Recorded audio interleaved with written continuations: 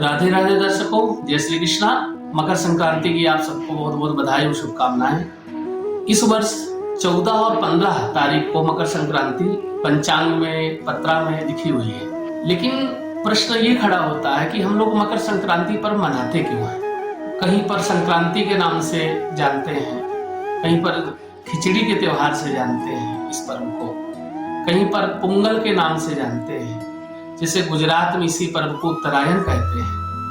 तो देखिए, जिस प्रकार से महीने को 2 भागों में बांटा गया है, 15 दिन कृष्ण पक्ष और 15 दिन शुक्ल पक्ष, उसी तरीके से वर्ष को भी 2 भागों में बांटा गया है, सूर्य उत्तरायण और सूर्य दक्षिणायन। जब सूर्य धनु राशि को पूर्ण कर लेते हैं और मकर राशि में जिस दिन प्रवेश करते हैं, उस दिन हम लोग मकरे अर्कः बोलते हैं। अर्क कहते सूर्य को, तो सूर्य का मकर राशि में प्रवेश माना जाता है।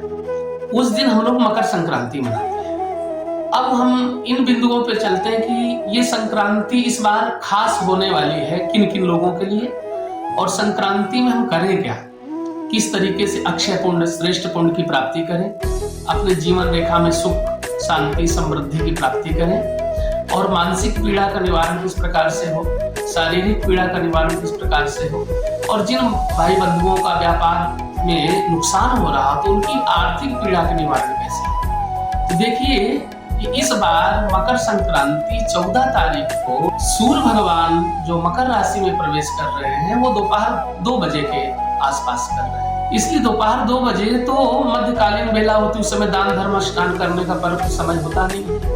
इसलिए उदया तिथि के अनुसार पंचमी सोमवार को 15 तारीख को मकर संक्रांति का पर्व मनाया जाएगा। विशेष रूप से कहते हैं कि ऋषि स्नान परंपरा में गंगा का स्नान या यमुना का स्नान या नदियों का स्नान या सरोवर का स्नान श्रेष्ठ माना जाता है। लेकिन ठंड का समय है, जो लोग गंगा यमुना नदियों में स्नान नहीं कर सकते, वो लोग अपने घर में गंगा जल और काला तिल मिलाकर के पानी में स्नान करें और अक्षय पुण्य की प्राप्ति करें। दूसरी बात यह है कि देखो, ये वैज्ञानिक परंपरा से ये पर्व माना जाता है। जैसे तिल, गुड़, काले उड़द की दाल हो गई, और इसी में आप घृत वगैरह का यानी घी का भी दान कर सकते हैं। तो आप देखते हैं, तिल जो है शनिदेव को प्रसन्नता के लिए होता है, गुड़ जो है वो लाल रंग का होता है, वो सूर्य भगवान की प्रसन्नता के लिए होता है, और दाल जो है पीले रंग की जो दाल होती है वो बृहस्पति की प्रसन्नता के लिए होता है।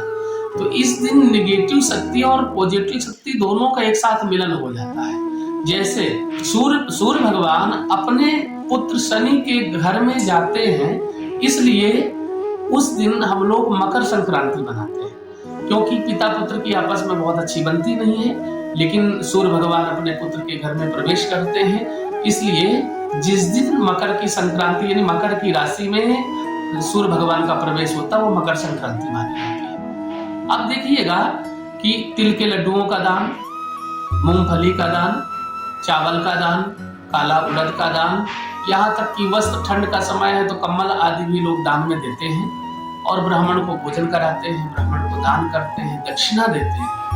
अब देखिएगा, शनि मकर कुंभ योग, कुंभ राशि और मकर राशि के स्वामी शनि है, तो जो ग्रह शनि के मित्र भाव में बैठे होंगे, उन राशियों को इस बार मकर संक्रांति यानी मकर सूर्य भगवान कृपा करने वाले हैं। जैसे मकर राशि वालों के लिए विशेष रूप से पर्व है, उनकी राशि में बहुत ही ज्यादा प्रभावशाली रहेगा। कुंभ राशि वालों के लिए भी ये पर्व विशेष रूप से माना जाएगा।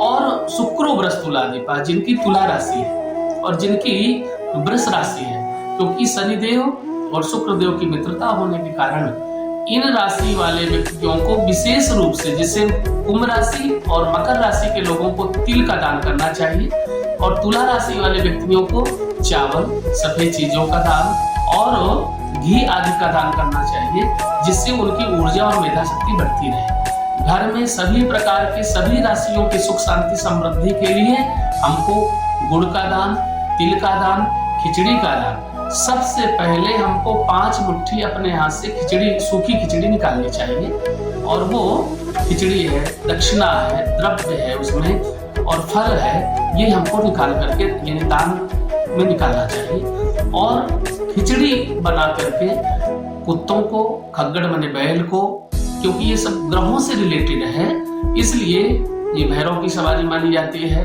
नंदी बाबा भगवान शिव की सवारी के रूप में विराजमान है।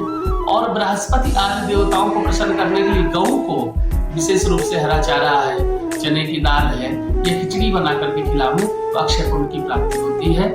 इस बार मकर संक्रांति हम सब लोग बड़े धूमधाम से मनाएं और घर में संकल्प लेकर के शुद्ध देसी घी का दीपक जलाएं और अपने दरवाजे पर कोई भी याचक आए, कोई भी संत आए, कोई भी ब्राह्मण आए, कोई भी वैष्णव आए, यथाशक्ति यथा समय पर आप लोग दान करें। इन्हीं शब्दों के साथ में मुरली विपुल से आचार्य राजेंद्र जी महाराज श्री धाम वृंदावन से आप सभी को मकर संक्रांति की बहुत बहुत बधाई और शुभकामनाएं। जय श्री कृष्णा, जय श्री कृष्ण।